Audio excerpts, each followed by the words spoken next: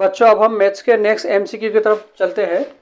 7/22 metre ব্যাসাৰ্ধৰ এটা অৰ্ধগোলক আৰু একে ব্যাসাৰ্ধৰে 4/11 মিটাৰ হেলনীয়া উচ্চতাৰ এটা শংকুৰ দ্বাৰা এটা পুতলা গঠিত। পুতলাটোৰ পৃষ্ঠকালি কিমান হ'ব? A toy is in the form of a cone of slant height 4/11 meter mounted on a hemisphere of same radius of 7/22 meter. Then the surface area of a toy.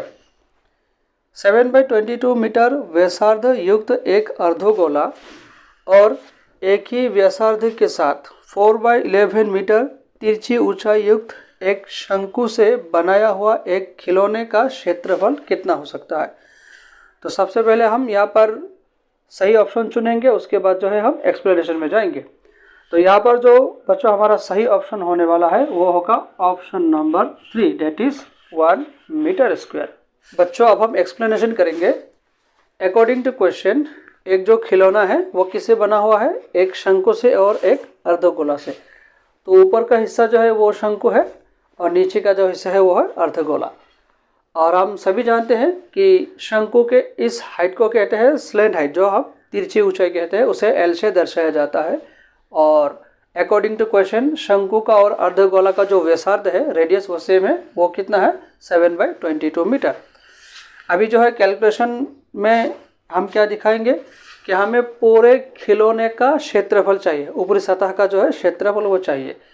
तो चूंकि एक खिलौना एक शंकु से और एक अर्धगोला से बना हुआ है, तो शंकु का क्षेत्रफल प्लस अर्धगोला का क्षेत्रफल, ये शंकु का जो ऊपरी सतह का कर्व सरफेस एरिया है उसका क्षेत्रफल।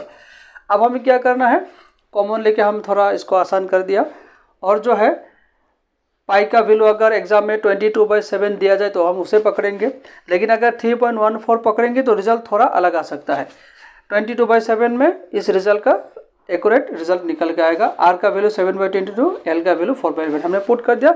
अब कैलकुलेशन का बाद हमें ये पता चलता है कि एक्चुअली इस कैलकुलेशन में आर और एल का वैल्यू बैठाने से, पुट करने से हमें सही आंसर मिलेगा 1। चूँकि यूनिट मीटर में दिया गया है तो क्षेत्रफल का यूनिट ऑलवेज क्या होता है? स्क्वायर होता है। तो हमारा सही आंसर के साथ ये मेल खा रहा है।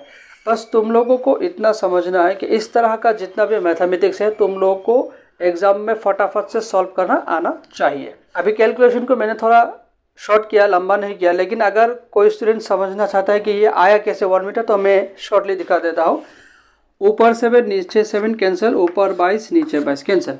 यहाँ पर 2 हम 22 से अगर हम काटे तो 11 से काट सकते हैं, तो ऊपर 4/11 या यहाँ पर 7/11।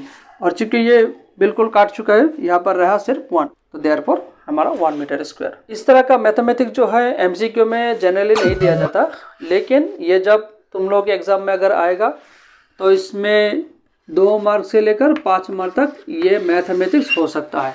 लेकिन अगर हम आर का और एल का अगर ये सही वैल्यू पुट करें जिसकी वजह से इसका जो सॉल्यूशन बिल्कुल आसान हो जाए, तो इसके लिए जो है ये सिर्फ एमसीक्यू में 1 मार्क ही आ सकता है।